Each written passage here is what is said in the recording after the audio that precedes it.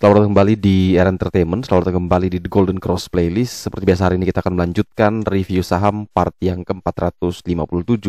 Namun sebelumnya bagi teman-teman yang mungkin belum subscribe channel YouTube ini, sekali lagi jangan lupa tekan tombol subscribe, nyalakan lonceng notifikasinya agar teman-teman tidak pernah ketinggalan informasi-informasi terbaru dari channel ini. Di part yang ke-457 kali ini kita akan kembali mereview 6 saham, di mana saham yang telah teman-teman request ada MMLP, PSAP, IRA, Indi, BRPT, dan saham TPIA.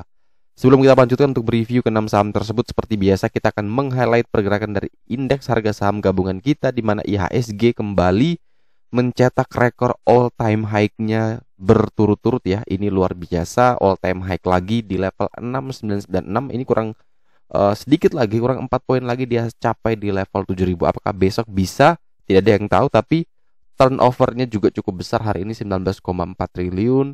Dan biasanya nih kalau saya perhatikan pola dari bulan Februari kemarin itu kan merah, misalkan hari ini merah, besok hijau, lusanya merah lagi, terus hijau, selang-seling gitu ya. Kalau hari ini sudah dibuka dengan hijau di bulan Maret, apakah besok dia justru merah? Tidak ada yang tahu, tapi kita berharap sih dia bisa masuk dulu, nyentuh dulu 7000, kemudian dia koreksi, tidak masalah sih.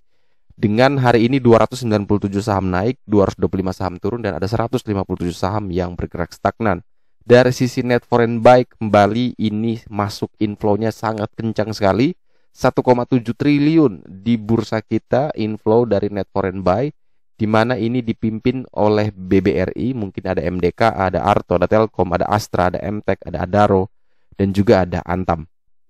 BBRI sendiri juga akan membagikan dividen ya di informasi berita hari ini bahwa BBRI akan tebar dividen dengan total 26,4 triliun. Itu besar sekali, meningkat signifikan sebesar 76% dari dividen per lembar saham di tahun 2020 yang hanya 98. Sedangkan ini 174 per lembar saham. Ini cukup besar sekali dia membagikan ya. Peningkatannya itu luar biasa dari sisi DPS.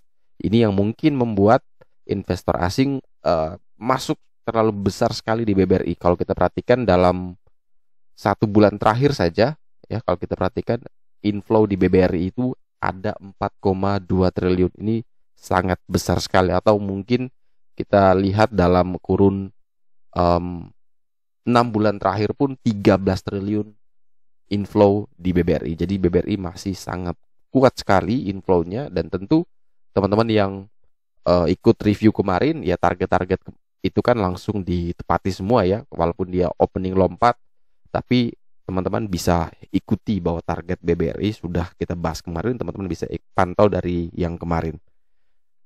Kita masuk ke yang pertama, adalah saham Mega Manunggal Property TBK, di mana saham ini tutup naik 4,6% di harga 500. Saham MMLP sendiri PBL di 434, PBH di 478. Kemarin opening closingnya di 478, dan itu artinya kemarin dia berada di area PBH-nya. Oleh sebab itu sekarang PBH ini tetap menjadi support terkuatnya untuk MMLP, dengan next target adalah menuju 595. Ini kalau menggunakan the Golden Cross chart system.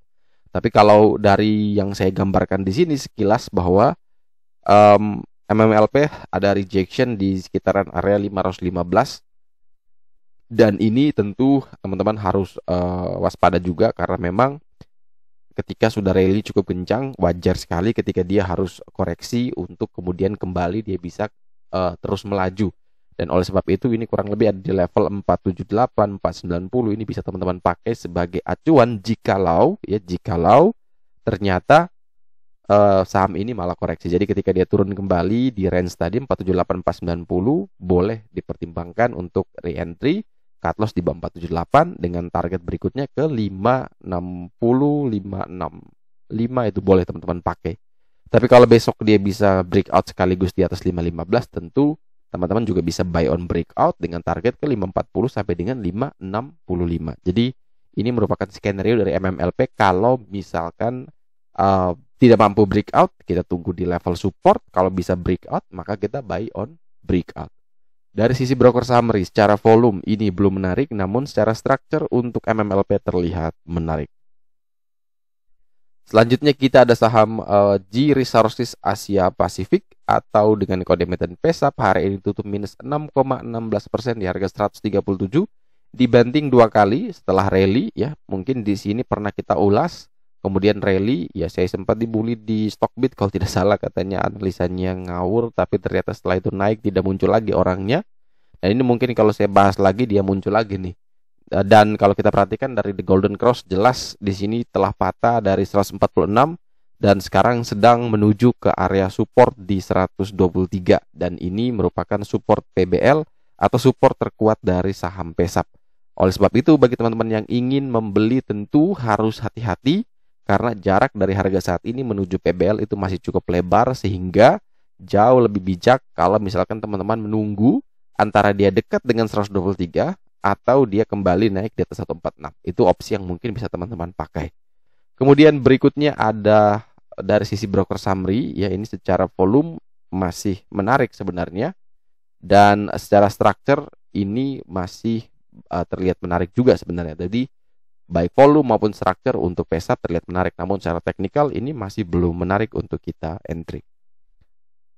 Selanjutnya kita ada saham IRA, di mana saham Itamara Noraya di request untuk dibahas kembali dibandingkan dengan part sebelumnya ya, di part 446 kalau tidak salah. Di mana kalau memang sama ya kita akan update sama, tapi kalau ada adjustment PBH mungkin atau PBL maka tentu kita akan menyesuaikan dengan update yang terbaru.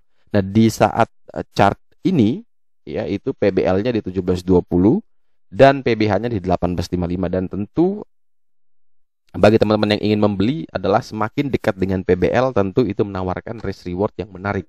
PBL 1720 dan harga saat ini 1765, tentu ini masih di tengah-tengah atau indikator masih menunjukkan juga ini adalah medium risk.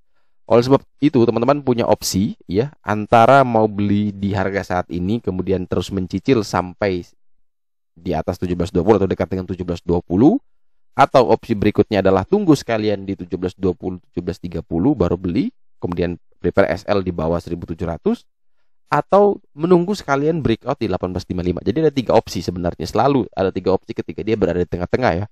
Menunggu breakout sekalian di 1855 baru kita beli dengan target 2200, atau beli saja di harga saat ini tapi kita lakukan cicil ya, money management kita, beli perlahan asalkan dia tidak turun di bawah 1720, kita boleh terus mencicil. Atau daripada kita mencicil, lebih baik kita sabar lagi menunggu. Kalau memang dia dekat dengan 1720, 1730, boleh kita langsung buy dengan batasan SL di bawah 1700 dengan target ke 1855 sampai dengan 2200. Dari sisi broker summary, secara volume dan structure untuk IRA terlihat menarik.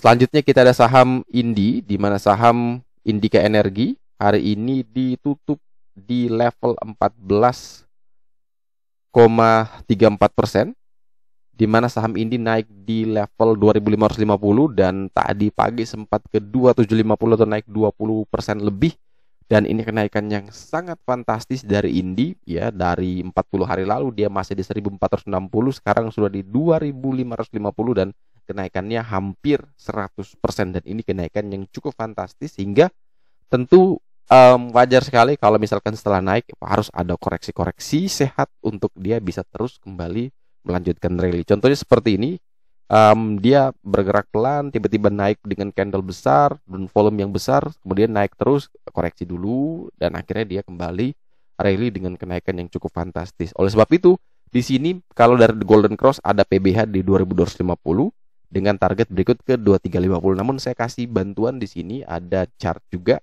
di mana teman-teman kalau mau membeli tentu ini breakout 2580 boleh dipertimbangkan dengan target terdekat 2680, dan ini tentu cukup berisiko karena sudah rejection ya. Jadi kalau mau buy on breakout pastikan betul dia bisa breakout. Kalau gagal atau false breakout langsung prepare untuk SL.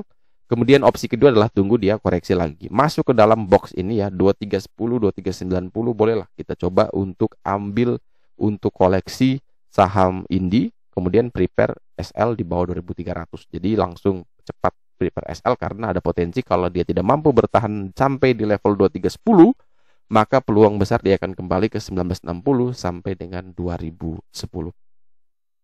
Dari sisi broker summary, secara volume, secara structure, ini masih terlihat menarik ya. Jadi masih ada kemungkinan potensial upside-nya mungkin masih ada, walaupun nanti fluktuatif sekali. Jadi tetap teman-teman yang punya barang dari harga bawah tentu trailing stopnya di adjust terus. Bagi yang mungkin belum punya barang, tetap harus perhatikan level-level penting untuk bisa kita ambil momentum scalping boleh, atau mau coba untuk swing. Berikutnya kita ada saham Barito Pacific Tbk dengan kode emiten BRPT, di mana saham BRPT ditutup naik 1,68% di harga 905. BRPT sendiri setelah mengalami rally uptrend, kemudian dia koreksi, dan ini menurut saya pribadi masih sehat koreksinya, dan sekarang dia sedang berusaha untuk naik kembali, dan ada level resist PBL di 925. Tentu breakout 925 jauh lebih menarik untuk kita entry. Selama dia masih belum breakout 925, lebih baik kita skip emiten ini, jangan dulu masuk. Kita hanya akan entry kalau dia bisa naik lagi di atas PBL. Karena apa? Ini adalah resist terkuat. Ketika breakout resist terkuat berubah menjadi super terkuat, maka itu boleh kita ambil di sana. Oleh sebab itu, selama dia masih belum mampu untuk breakout 925, lebih baik kita wait and see di saham BRPT. Kalau bisa breakout, maka target berikutnya ke berapa? Yaitu menuju ke 970 sampai dengan 1095, dan prepare cut loss di bawah 900. Teman-teman bisa sesuaikan atau bisa atur profil resiko masing-masing, tapi jelas kalau memang masih belum breakout, ya lebih baik kita skip. Kemudian dari sisi broker summary secara volume, secara structure, untuk BRPT terlihat menarik juga. Dan saham terakhir yang akan kita review di part yang ke-457 hari ini adalah saham Chandra Asri Petrochemical atau saham dengan kode emiten TPIA. Di mana saham ini tutup naik 3,04% di harga 9.300 dan tepat closing di level PBL-nya di area yang kita masih bilang sebagai area resist. Oleh sebab itu, teman-teman kalau besok bisa breakout, bisa berada di atas 9.300, silakan bisa pertimbangkan entry buy dengan target menuju ke 10.800. Kemudian prepare cut loss di 9.200 atau boleh juga di 9.150. Tapi kalau dia tidak mampu, dia belum bisa melewati dari 9.300, lebih baik kita wait and see terlebih dahulu, karena takutnya potensi penurunan untuk TPIA masih terbuka lebar, dengan next penurunan bisa sampai di 8.800 bahkan sampai di 7.100. Jadi pastikan betul kalau dia masih bertahan di atas 9.300, maka aman sekali untuk TPIA. Kemudian dari sisi broker summary sama juga untuk TPIA, secara structure, secara volume, ini bandaran loginnya masih terlihat menarik. Oke, sekian dulu review saham part yang ke-457 hari ini. Terima kasih banyak teman-teman yang telah setia menonton. Sekali lagi jangan lupa like, comment, dan subscribe. Bantu share juga agar semua informasi yang ada dalam video ini berguna, bermanfaat, dan tentunya bisa menjadi panduan trading di keesokan harinya. Sekali lagi terima kasih banyak. Sampai jumpa dan semoga membantu.